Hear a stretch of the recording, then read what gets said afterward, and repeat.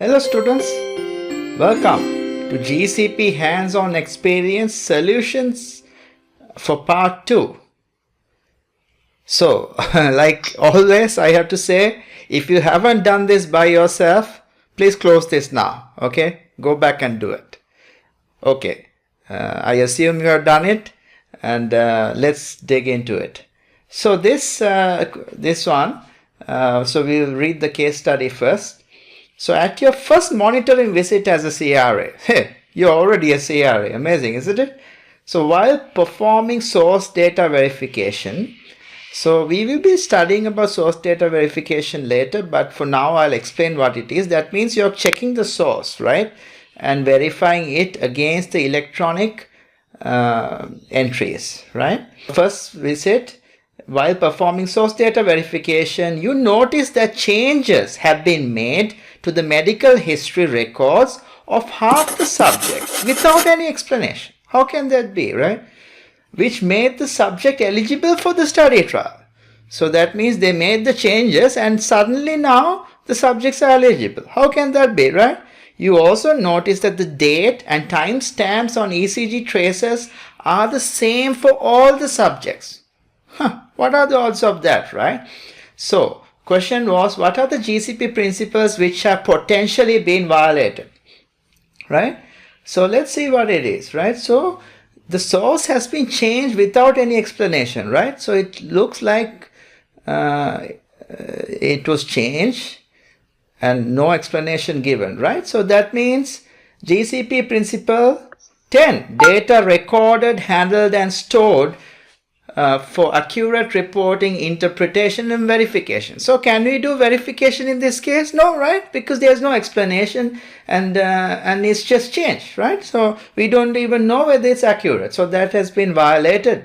After changing the data, the subjects are suddenly eligible. That means there's something fishy there, right? That means the subjects which were not eligible were made eligible just by changing the source. So eligibility criteria happens in the protocol, right? So that means they haven't followed the protocol. So let's look at that, which complies with the protocol approved by independent ethics committee. So is there compliance here? Because the eligibility criteria in the protocol is not followed, right? Because they artificially created those eligibility criteria. So that's not proper. So that is also violated. And then what else?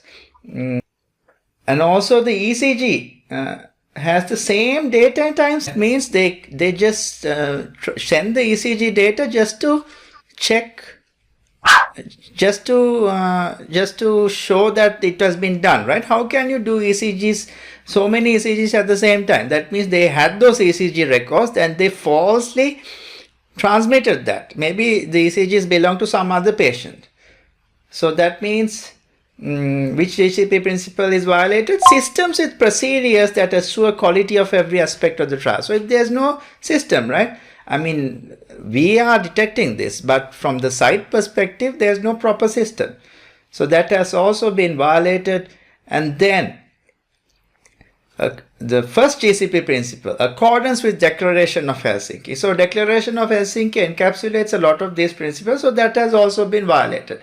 And if you're not, if you don't remember, please look it up, Declaration of Helsinki. So that means, so few GCP principles have been violated. So if your answers differ from mine, please discuss and comment. And of course, those could be true. And write to me or ask me. I will discuss with you. And this way you learn more. So that brings to the end of this GCP Solutions part 2, and look forward to seeing you in the next lecture. Ciao!